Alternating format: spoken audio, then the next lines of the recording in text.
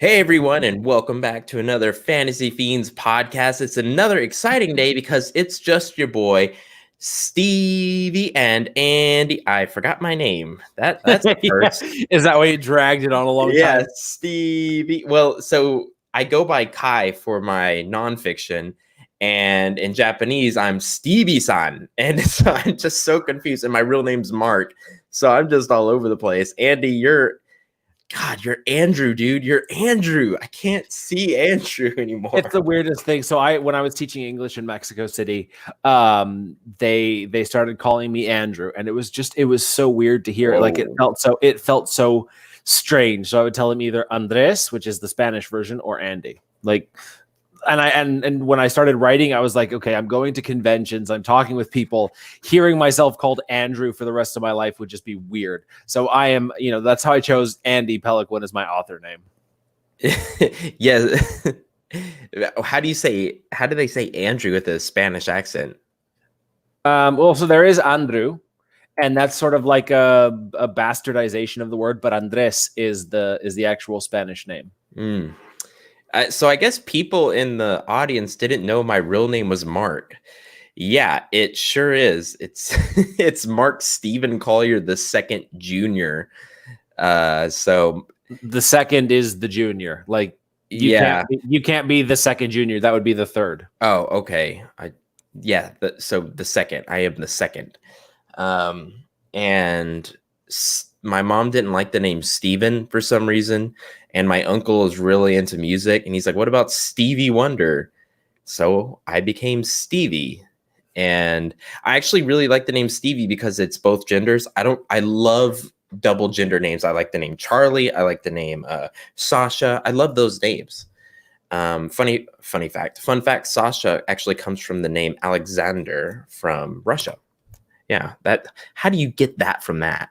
Yeah, I don't know if that's real, Stevie. A Russian told me. Or is it Alexandra? I don't know. Anyway, another fun fact, and then we'll get to the podcast. I was this close. Seriously, look how close my fingers are. This close to being Bucky. Bucky. As not with the F, but with a B. Bucky. I was almost Bucky Collier from Texas.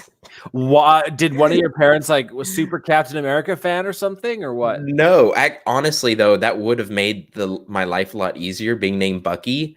Or I was also almost named Caleb after a vampire. So I have cool parents. My dad was Bucky, my mom was Caleb, and then they're just like, screw it, we'll just name him after you. So, which I love my name, but Bucky Collier. Yeah, try out Bucky Collier's Bucks. You'd be Buck Collier. That is like the Texas of all Texas names. I have my cousin's name. His name is Philip, but we call him Buck, and he's so country. He lives in Dilley, Texas, where The Messiah was recently just filmed, and he's the guy who's grabbed me in a headlock twice and killed a dove by snapping its neck in front of my face. Twice. Holy shit. Yeah, he said, you need to be toughened up, city boy. I'm like, I'm from Taylor. It's still country. Don't need to kill a bird. Oh, I was so upset. I did not like that. I love animals. So Bucky from the comics. So today we have a very interesting episode for you guys. And for once, I actually know quite a bit about the subject. Yeah, so I will be putting in some knowledge in your face. And I'm here with Andy Peliquin. Okay, so let's get so let's talk about what we're. You know what, Andy? If we say the C virus, this video will be demonetized. So really, yeah, when we're monetized. So if you just want to call it C, all right, C virus, I don't think we get either way. So what's going on with you over there? And I think it doesn't even matter if this becomes demonetized, but just wanted to warn you. Yeah, no, there's no presence of it here in the city. I've actually written 2 articles and like an ebook guide for one of the clients that I write for in the last 2 weeks.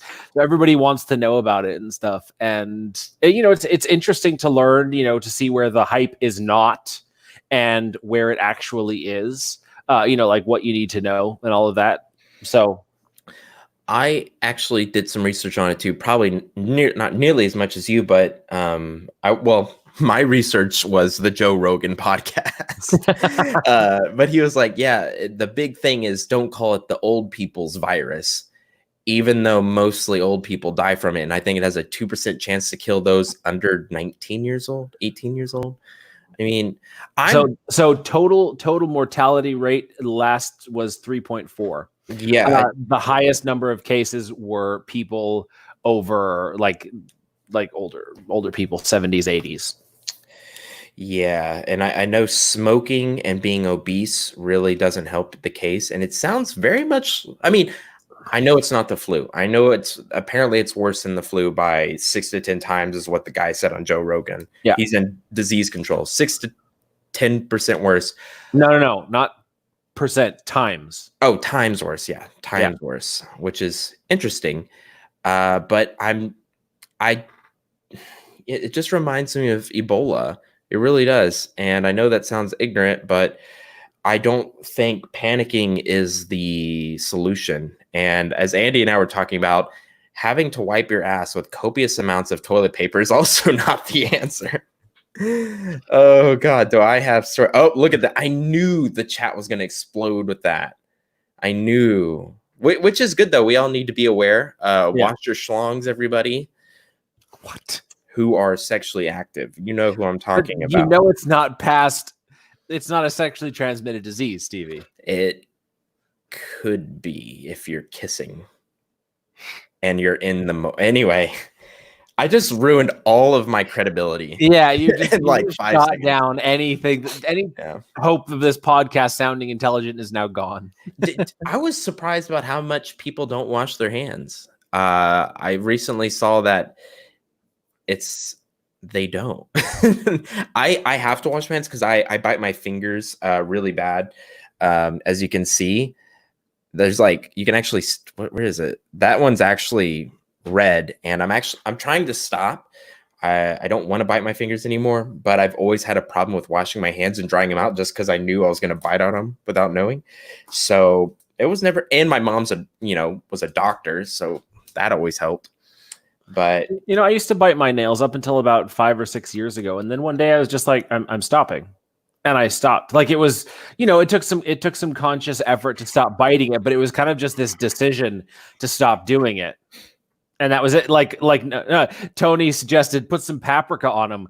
That for me would have made me bite them more. I love hot sauce. People say dip them in Tabasco or whatever. I would have been sucking on them things all day long. But it's just like, I just decided my daughter was also biting her nails. So I was like, all right, we're going to stop together. Oh, that's good. And since then, neither of us have bitten our nails. Just, I feel like accountability with you would actually have helped me.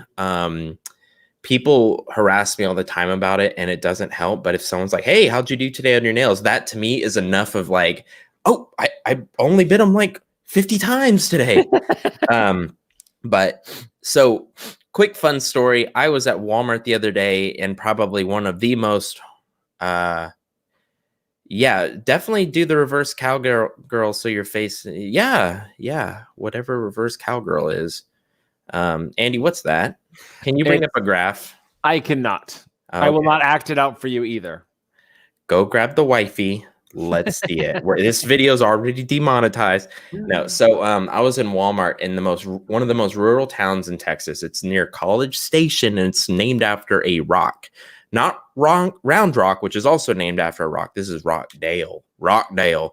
And I went to Walmart at 4:00 in the morning. Parents had taken their kids out of school, and I was trying to get Topo Chico, and I made the mistake of going down the toilet paper aisle. And I was stuck there for 10 minutes. And Whoa. You're like, 10 minutes is not that long. Well, yeah, exactly. It's a freaking long time. It felt like 20 minutes. And I got stuck next to this old lady who was trying to impress me about her husband, telling me, oh, he's 6'2" and he's a black belt in karate. I'm like, yeah, but he's also 70. So I mean, it's mean. They were super nice, but there was this one woman and her kid. Have you ever heard a shrill, like just a shrill scream? Yep. It's like someone's being murdered. That little kid was jumping all over the place, throwing shit. He fell onto his back from the top of the buggy, screamed, and then the high pitched went from that to like a freaking death metal thing. And I've never wanted to hurt a child before, literally. And I would have been fine slapping him if like I could freeze time and go punch him in the face and then not get away with it. I would have, because it would have knocked him out. Because it's something about hearing someone scream like they're getting chopped up to death. It just makes your skin crawl. Yeah. And the mom was talking on the phone, and finally this black woman came up and was like, "You need to watch your child." Like, seriously, that's seriously how they talk. I was trying to, oh God. But I could just see the yelling in my head. "You need to watch your child right now. You need to give him attention." And the mom's like, "Oh, he always acts like that in the grocery stores." I was like, oh my God, will this ever end? And then one lady got to the end and was like, "I didn't get the toilet paper I needed. This isn't the kind I want." So we have this train of people moving the toilet paper she needed down to that aisle. And I'm just like, I want to blow my brains out. This is freaking insane. So yeah, and it's Texas. Yeah, that's it. Speaking of, whoo, yeah, man, I was going crazy. How did you not just climb over the aisle, like over the shelves? So I had people behind me, and the baskets are pretty big, and you kind of have like this thing where you don't want to look like an idiot. So you're asking people to move out of the way. It was a big hassle, and I thought it was going to be quick. And then that lady I was talking to is like, "I don't know why everyone's going so crazy." That older lady. Yeah. And she's like, "I don't need no She's filling up her basket with toilet paper as she speaks to me. I'm like, "You're part of the problem." And then I ended up buying toilet paper too. Which I love that end of the story, because I was like, whatever, when in hell, might as well buy toilet paper. So I treated myself to the good stuff, but that is the weirdest, Stevie. Yeah, so that you gave into the hype. Yeah, so Carrie says that, or Holly says that Carrie used to have tantrums like that, and she would get worse if I acknowledged her. That's what the mom said, but this other mom was arguing with her. What I feel like, maybe take the kid out, but then she couldn't take the kid out, or at least stop him from falling off the buggy. I don't know. It really scared me from having kids, though, because I would have been mortified. But I guess you just like grow a backbone. I don't know. You stop caring, I think. Yeah. All right. Well, that's my Walmart story. Anytime you say, "Hey, I've got a Walmart story for you," it's gonna be good. Well, so my last trip to Walmart, I walked in, did my shopping, and walked out. That's kind of like most of my Walmart experiences to date. I don't know. I've never had a weird Walmart experience. You got to live in a small town, I guess, because I have 2 small towns that I go to Walmarts in. I never go to a Walmart in Austin for some reason. And I always end up going around 2:00 in the morning, which is like, it's like a free show almost. Like it's crazy. But you know what? I used to hate Walmart, but I actually do like it now. So it's as being an adult who lives on his own, I appreciate Walmart. I appreciate the prices instead of going to Target. But Target has a bad nickname here in Texas too. Speaking of racism, well, we weren't speaking of racism, but if you want to hear the bad name that Target has, comment in the section so I don't feel bad. I totally do. Okay, well, if you do, I'll tell you. So it's a white Walmart. that's what they call it here, Target, white Walmart. Not in Austin, but in where I came from. So, god dang. But yeah, anyway, so today we have an interesting topic that's not C virus related, yeah. So, and also Rebecca and Rajin, I'm sorry, you guys weren't here. I wanted to thank you again for the dictionaries. They helped me out in my previous exam. I wasn't sure if you're here for that, but I just wanted to thank you for that. They came in handy, very much so. All right, so today we are talking about how to feed your soul, and we are not talking about soul food. Man, what a horrible joke. Andy, take it away. Pretty bad joke. Pretty bad joke. It was this article that I read last week sometime in Psychology Today. It was just talking about people who, or this person, this psychologist, I'm guessing, she was sort of sharing about how she had a bunch of TV shows that she felt sort of obligated to watch, and that obligation, that feeling of obligation, made it like a negative input because it took something that should have been positive and made it a negative, like a task.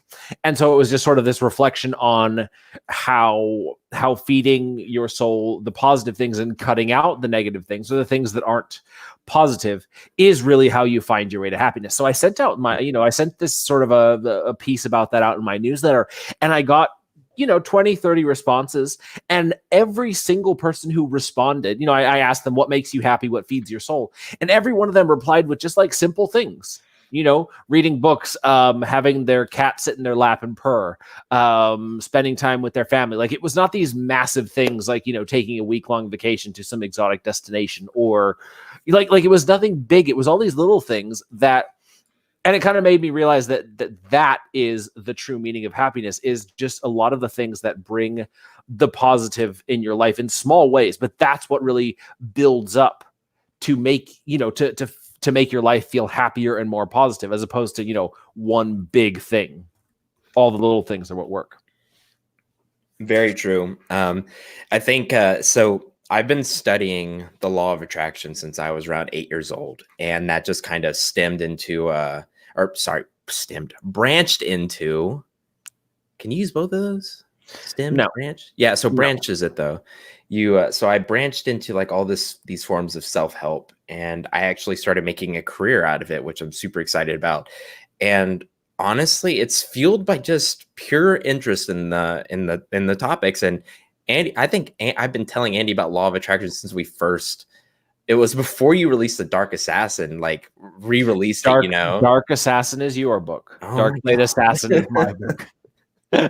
You would think I'd know my own title by now.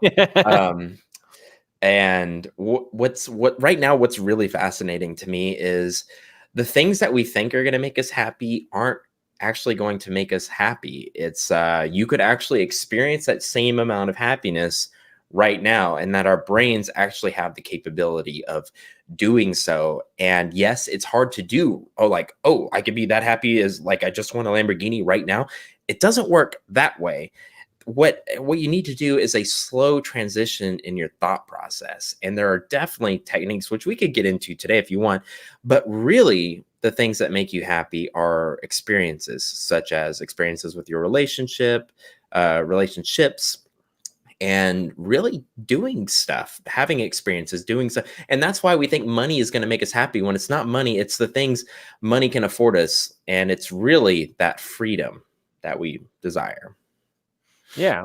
And sort of realizing that it's like Kelly said, expecting one big event to make you happy is too stressful. So this is something that I noticed in my kids. My second daughter, she would be, she would come back from one vacation or one trip, and she'd already be like jonesing for the next one.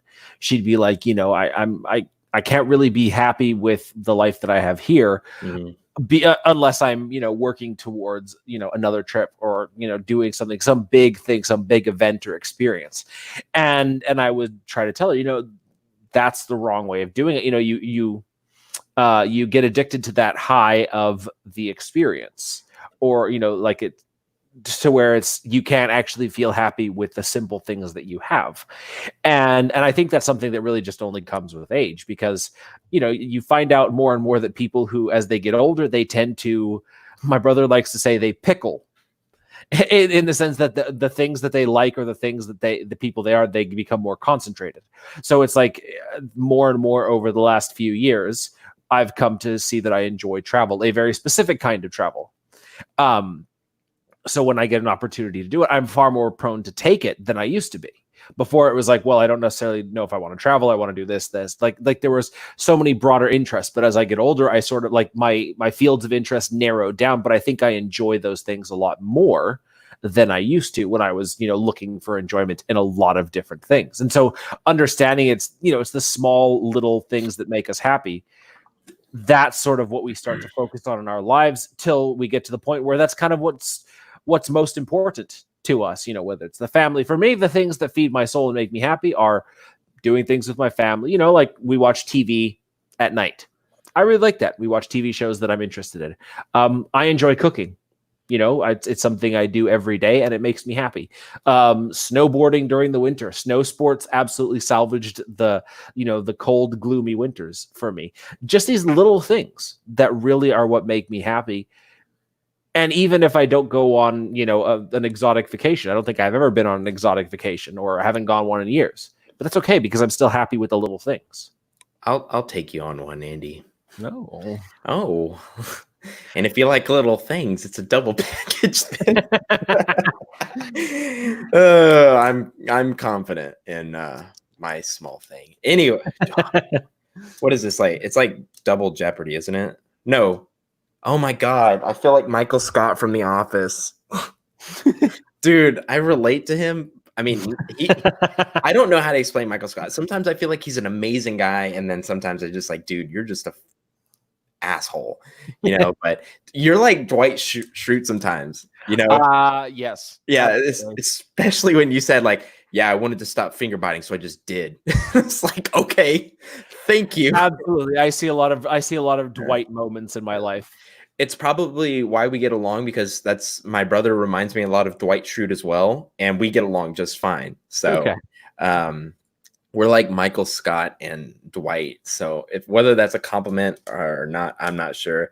Yeah, totally. It's totally the beard. Andy and I have had beards. Well, Andy's had half a beard since we've met, actually. I'm not allowed to shave my beard. Oh, yeah? No way. Like, I look like a child. And baby talk. I remember when you didn't have a beard. If you go back to our first episodes, yeah, Stevie with the no beard. Yes, it was hilarious. Oh God, dude! And I was as short. My hair was the shortest it's ever been. It was bad. But it's not bad. I just look I look like a baby.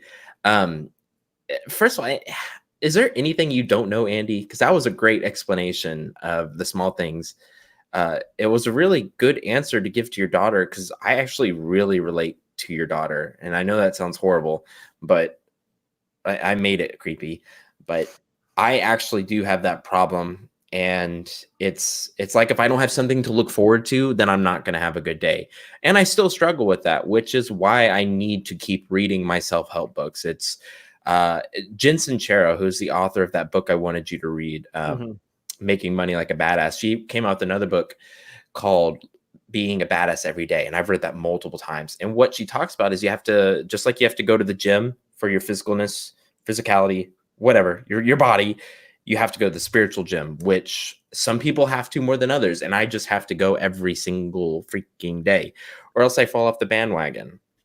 Well, it's like you just find the things that feed your soul. Like, I will say straight up, writing is one of the things. Like the fact that I am so focused on the sort of the human condition of my characters, it feeds my spirit, because I am thinking about these things in a way that I never would if I had a traditional job. If I was working at a construction site, for example, as a security guard, I wouldn't spend half as much time thinking about the way other people think or feel.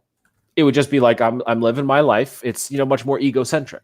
But because I am thinking about how these people who are, I can't relate to half of them for real. I can try to, I can try to put myself in their place. I can do research and stuff. But like from the beginning, I have no idea how these people are. But the more that I put myself in their shoes, the more I come to understand them. And that is a huge part of what I would say is my emotional or spiritual thing, is this sort of reaching out to people through my stories. And it sounds silly, but it feels real. Like, it feels like I am trying to understand random people in my story, and by doing that, I am understanding the people that I meet on the street, or the people that I interact with on a semi-daily basis. So by doing that, it is one of the ways that feeds my soul. And so, like, I think I go to the same spiritual gym that you do, just in a totally different way. That's really interesting. I'm glad you brought it back to books, because I had a really hard time writing the first part of, I don't even know if I'm allowed to say the name. Anyway, the first mech book that I'm writing. And it's because the main character wasn't funny. And I felt the same disconnect from Finn Featherstone because he's not really funny, but I was able to write him I was really able to get into his head because he's kind of awkward. And I can be like that sometimes. And I kind of put myself in my high school mode. Like that's just how I was. I was awkward. But with Jack, he had something else that I was able to kind of put myself into his boots, in that shoes. And it was, now I can't remember what it was that we kind of get along with. It's just the way he thinks. I just get it. And I feel like, does every author have to be like, do we all have to connect to our protagonists? Like, I don't have to be this way with the villain. I don't have to connect this way with a side character. But I feel like with my protagonist, I have to have some connection to him so I can get into his head, which makes me just want to blow my brains out when I think about doing what you did, Andy, which is having multiple main characters. Oh, it made me want to blow my brains out too. Okay, so I will never do that multiple POV thing again. It was just way too confusing jumping between the characters like that. I couldn't do it smoothly. So I would like, some of the characters ended up, in my opinion, feeling like too similar, because because they're sort of their backstory and their things, they had a lot of similarities. So because I was trying to jump back and forth between them, I couldn't make them different. Whereas if you look at the other characters that I've written, you look at Alana, the Hunter, Nolan, and Eravon, all of those characters, they have a lot of similarities because I am the point in the Venn diagram that they're all connected to. But they're each different in their own way. That you'll find a lot of the Hunter in Nolan.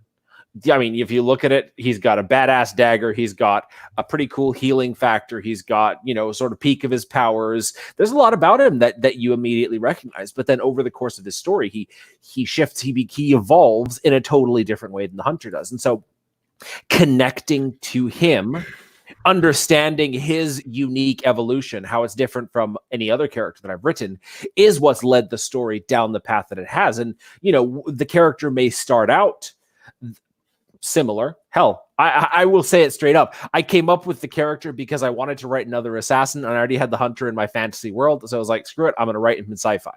Right. And so I loved writing the Hunter's character because of that. And Nolan's character came out very similar at the beginning.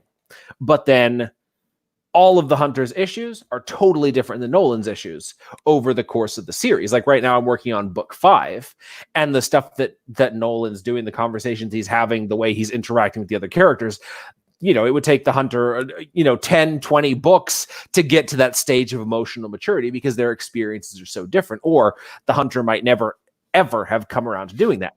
I can connect to both characters equally well because I understand their starting point. And so that's the starting point of their story. When I first wrote Nolan's story in chapter 1 of book 1, I connected with him in specific ways. And that's what all authors do with their characters, is they find that sense of identification. It may not be anything physical. I mean, we write female characters. We can't connect with them on that level. It may have nothing to do with our skill set. Hey, I've got no idea what it's actually like to be a sniper, right? I don't know anything about half the stuff that I write about, but then we can research that. But usually it's this emotional connection with something in our characters that feels true to who we are, or that we think. That is what we connect to as on an emotional level, and that's what makes these characters feel so real. From what I've read from you, I feel like the Hunter and Nolan really remind me of you. I don't know, especially the Hunter, because I kind of had this idea of like you being a scary person when I emailed you that first time. I mean, how could you not? It's like, who this person who just wrote this sick thing. It wasn't sick. It was awesome. Definitely awesome. I mean, well, crap, I can't give anything away with that. If you haven't read it, where have you been? I'm pretty sure everybody who's watching this podcast has pretty much read Darkblade Assassin by now. Okay, when you killed the girl, you were sick. Right. You were sick, dude. I was like, I totally thought she was going to live. It was like, the Hunter's not going to screw this one. He didn't screw it up, but my heart. But actually, that scene gives me a lot of inspiration to make hard decisions in my books. I think it's more interesting, not because I, just to do it, but actually have a impact. on the topic, I feel as writers that one of the small things, even though sometimes we don't want to do it, is doing our daily word count, or, writing when we can. To me, it's like working out. When I don't work out, I start getting more anxious. When I don't write, I feel like I don't have that, my creativeness is going to just explode out of me. And again, even if I don't want to do it, I still need to do it. I feel like it's like meditation, because like today I didn't want to meditate, but I did, because I knew I'd feel better. It's like a release, It's right, Rebecca? really It's like weird. a release. Some of the days that I have just absolutely felt not at all like writing, those are the days that some of the best stuff has come out. And I don't mean like the best stuff overall, like it's not like the writing is just this beautiful prosaic masterpiece. But then, like, because I'm not feeling whatever the story is going, or I'm not certain about the direction that I have laid out in my outline, I sort of approach it a bit more hesitantly. And then I'm more open, I guess, to sort of outside inspiration, or inspiration outside of what I had planned. Like, if I know character is going to kick ass in this chapter, all I've got to do is figure out how he's going to kick ass. But if I don't know exactly what's coming, if I'm not sure, it's this weird thing where the story evolves, and some of those days have come up with the most amazing plot twists, or the most amazing character moments, things that I would never have expected. Like yesterday, that happened actually. There's this whole scene of the characters, they're fighting and stuff, and I knew that one of the characters was going to go through this really sort of emotional moment, but I didn't think through why it was so emotional for her. I was just like, she's gonna react to this. And then as I was writing it, because I didn't know, something presented itself, and it made this interesting little switch in the story that led into something else, and it explained something else that I'd set up before, and it just worked. And so that's sort of the thing that in a way, that creative, the creative flow, you feed it and it feeds you. It's sort of this two-way street. You invest your effort into creating. You sit down, you start writing, no matter how off you feel. You start working at it, and then it starts feeding you. And then by the time you stand up and you're done, you feel amazing, or you feel better, let's say. Kind of like a workout. It's like that feedback system. You keep coming back because you want that dopamine rush. So this is usually the time we do a reading. I had this crazy idea pop in my head. 5 months ago, I wrote like 1,000, I think 1,500, maybe just 1,000, maybe 1,500 words of like, in my opinion, a funny sci-fi short story. Would you want me to go get it and send it to you? Sure. Okay, I'll be right back. I just had to get my laptop. I mean, does everyone else want to see that? Because I don't even remember what that was all about. Well, if you're going to have to like go and leave. It's just right there. We don't have to though. I thought it would be interesting, but we can just keep talking if you want. Why don't you save it for the next time? Let's save it then. Got no guest, because then we'll have something to read. Okay, I'll just make sure to send it to myself. I won't read it though. So it can be re-experience it. Rebecca, you're gonna have to wait. Wow, she is so greedy. No, I'm kidding. So when it comes to happiness, I mean, this is something I've definitely struggled with. And what do you think about routine? I feel like some people don't have to have routine, but for me, you would think someone like me wouldn't need a routine, but I'm so chaotic that routines are necessary. And in order to remain happy, because then I just get so disorganized and I'm not able to do those small things that you talked about. Well, because humans are creatures of habit, right? Habit and routine gives us a measure of control over our surroundings. Oh, yeah. And the world is so chaotic going on around us, right? But when we can control certain factors in our life, it gives us a sense of control, right? It makes us feel like we can influence the outcome of our lives, even in some small way.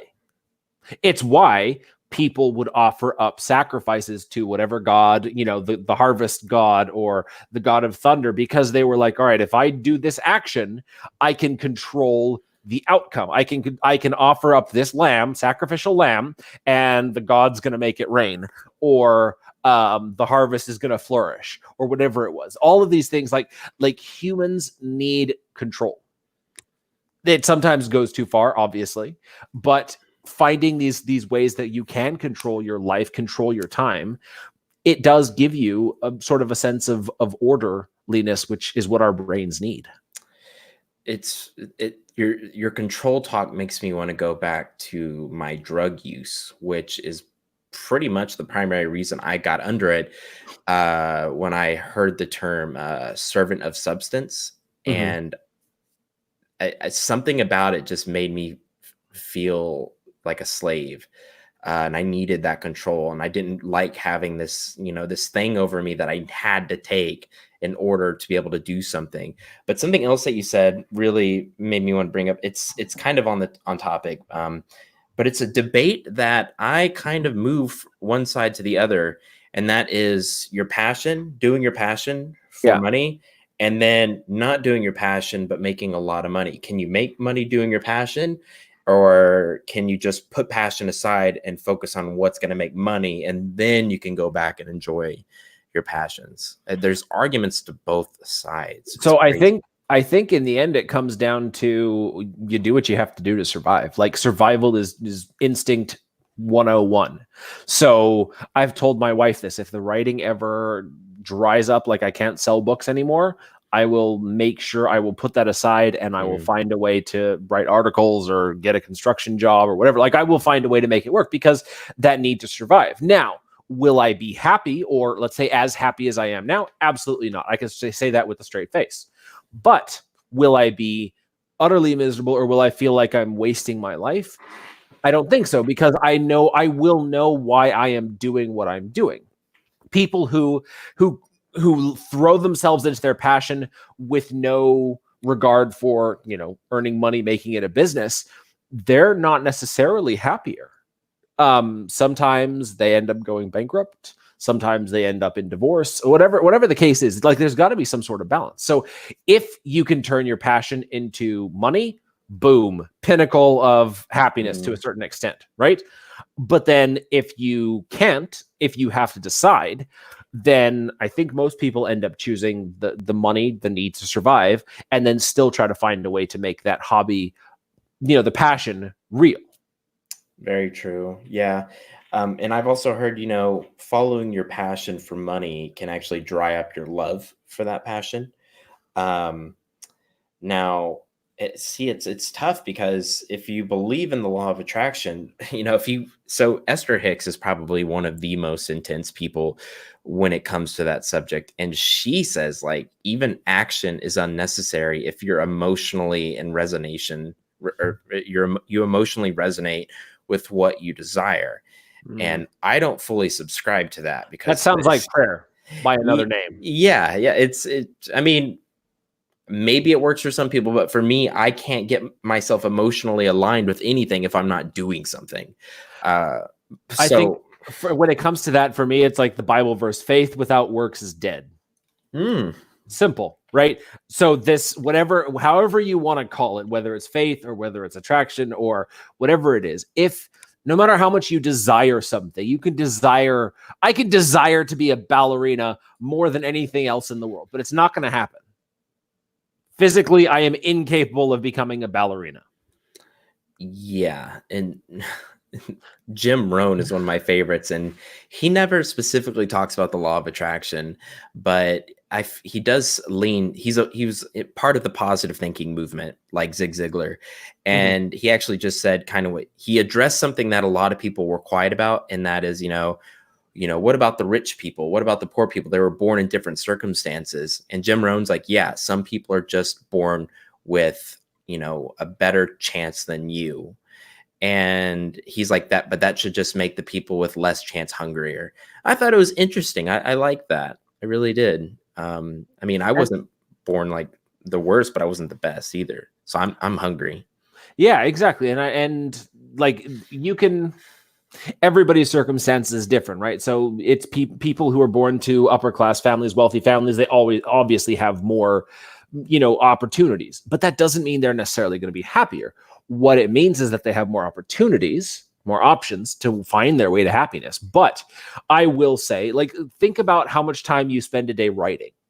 A lot of people that I talk to, a lot of authors that I talk to, they say the days that I only get 2 hours to write, I end up being more productive, hour for hour, than I do on the days that I have 8 hours to write. Because you can't write straight for 8 hours. So you still end up only writing for, say, 2 hours at a time. And so, 8 hours for me, a full 8-hour day only translates to 3 2-hour writing shifts. So it doesn't, like, I still only get that one, the 2-hour chunk. So people who are born to better opportunities, it's the same thing. It doesn't make them exponentially happier. It just means they have more time, or money to, to make the comparison. But that doesn't, like, I feel like the people who have less money appreciate it more. The people who have fewer opportunities appreciate the opportunity, and they go farther with what they have. I'll tell you right now that one of the main reasons that I have gotten as far as I have as an author is because I honestly don't have any other marketable skills. I have no education beyond high school.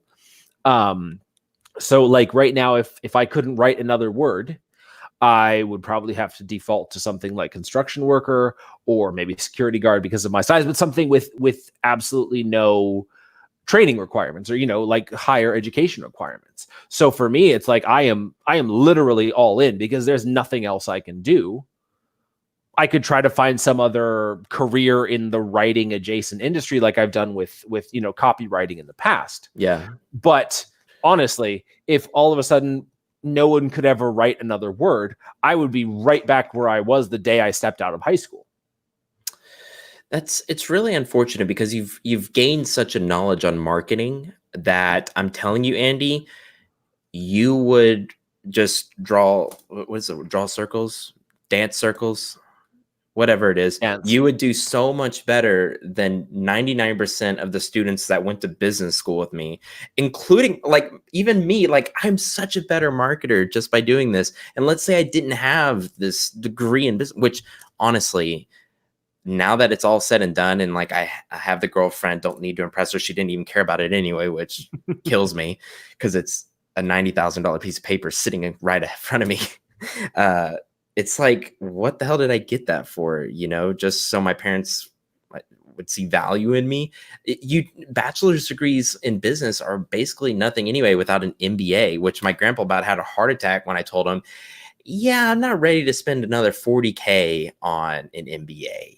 So my marketable skills are down to I speak French and low, intermediate, advanced beginner Japanese. No, but then like you've worked with your dad to run businesses, right? It's true. That's true. I got and this isn't a pity me sort of thing. It's simply I will say straight up that all of the things that I have accomplished in my writing career is simply because I have never been able to consider other things. You've said before that you've had to go back and work with your dad, right, to supplement your writing income, right? You have that fallback. If I don't do this, I have no fallback. So, and I'm not saying that you are somehow inferior to me. I mean, size-wise, you absolutely are. You piece of shit. That was the first time you've ever said that. I knew you thought it. We were sitting in the elevator, and I saw you looking down at me. I saw standing in the elevator, but no, I'm kidding. That's funny. That was a good joke. The truth is that I look at the people around me, right, the people in my life, and I see them with so much more experience than I have, and so much more education, and so it's something that I've been keenly aware of. So I am driven to succeed in the one thing where I feel I have developed some degree of expertise or experience. Right? If I didn't have this, I have no idea what I would do. But I've got this, so I am driven. It's my one opportunity. You've got 4 opportunities, so maybe you're less driven. And that's not a bad thing because you've got drive here, drive there. You've got drive in 4 different things. I'm all in at the author game. It's just a totally different thing. Yeah, I didn't mean to make it sound like a pity thing. I mean, we're definitely in different boats. What the sad thing is, I knew someone, you knew her too. But it was this victim mentality hood that I was with. And they saw this, like you said, you brought up something that a lot of people have a problem with me about. And that is, oh, you've got your dad's business. Like I'm some treasure fund kid. my dad was not doing well. He was doing well, obviously, very well. But when I came in, with skills from the school, which was basically how to research, that's whenever I started gaining these skills. So I had to work for this. But yes, I do have this thing to fall back on. I could not write a single word and be able to keep my apartment.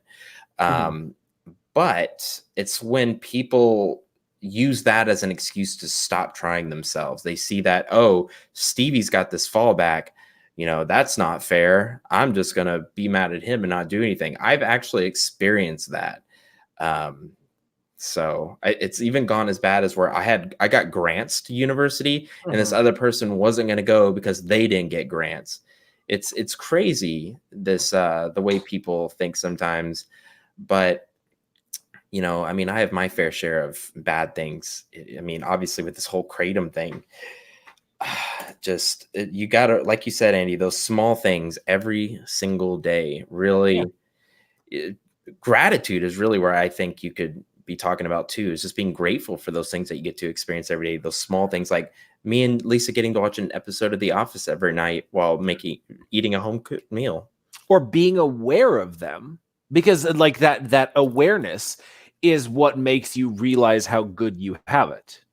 And that's what makes these, like after reading all these emails from people telling me, oh, this is what feeds my soul, this is what makes me happy, I was looking at them, and I have so many of them in my life, and it was like I didn't value them because they're just a part of my life. But then hearing how other people value them, it made me aware that I have these things, and it made me more appreciative. So this is kind of the thing of being aware of focusing on the things in your life that are positive, the positive input, the things that make you happy, the small things, and focusing on them and sort of leaning into them, pickling in them a little bit more, as it were. You enjoy watching a TV show, watch the TV show.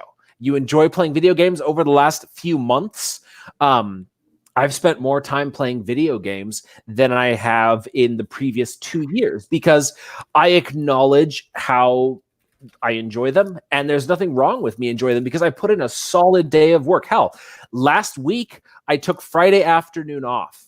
I wrote Friday morning from 7 to 9 and 10 to 12, and then after 12 o'clock, my boys weren't coming home until the evening. My wife didn't come home until the evening, so I had 7 hours of video game time. Like, how insane is that? Whoa, that's good. It's ridiculous. For me, that is something that I could never... I've never heard you do that before. I have never done that before, right? God. But it's something that I have acknowledged. I've come to understand that in my life, playing video games, or specifically the video game that I'm playing now, is something that feeds my soul to a very small degree. I understand that it's not going to make me maybe a deeper person, but maybe it helps me relate to people better, or it's just... I relax, right? The worries of the day, the story that I'm stressing about are gone. So in a way that it feeds my soul. So understanding that and acknowledging it, I've stopped pressuring myself to read, because reading has been difficult for me. I feel guilty when I can't read as much as I used to or as much as I want to. So I've stopped forcing myself to read books, because the books that I'm enjoying, I will enjoy them when and as I can. But now it's like, okay, video games provide me another form of input as an author that will help me in a totally different way, and that's totally fine. So I'm leaning into that. I don't think I will ever be one of those video gamers, because like I said, I put in 2 writing shifts. I just took 1 off. Wow. My question is, I'm still shocked. 7 hours in 3. How long have we known each other? 3-4 years? I have not heard you ever say that. Wow. And did you actually complete the 7 hours? Yeah. So like, I finished work at 12. Like, I finished writing my chapter, badass chapter, obviously, amazing words, perfect, the best chapters ever. and I was done, and I had a cold. Like, I've been getting allergies or something. My head was stuffed up. No, I don't have that.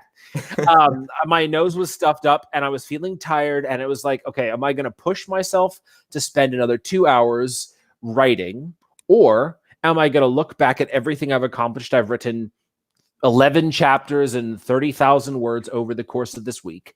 I'm going to acknowledge that I have worked hard. I'm going to acknowledge that I am fallible as a human, that I don't need to be this perfect idea of myself, that I've pretended to be for so long, the guy who just works like a machine, right? Sort of letting those negative things go, because I will tell you that I have been ridiculously stressed because I wasn't writing books as fast as, like, I wasn't continually setting new records, writing books and impressing people, blowing people away with how fast I turned out a new book. And all of that is just something that this sort of this facade that I've constructed in my head.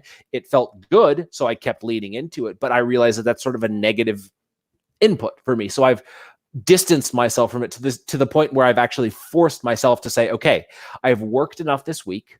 There's nothing else that I need to do. I don't need to scrub the house. Don't tell my wife I said that. Scrub the house, yeah.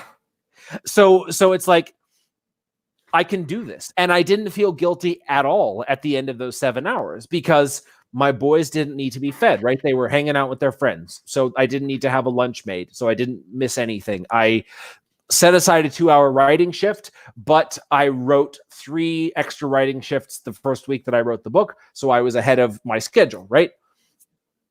It is the weirdest thing. I don't think I've ever felt as not guilty doing something that is essentially a giant waste of time. But after that, it's been really nice. I've enjoyed the writing more. I've been happier. I had a great week. It's just acknowledging the little things that make you happy and being okay with saying they are what make me happy. Wow, man. I didn't realize you felt those things. You feel things. I feel things, Stevie. So your boys are not coming home. They didn't come. That reminded me. They speak Spanish, right? Yeah. Obviously.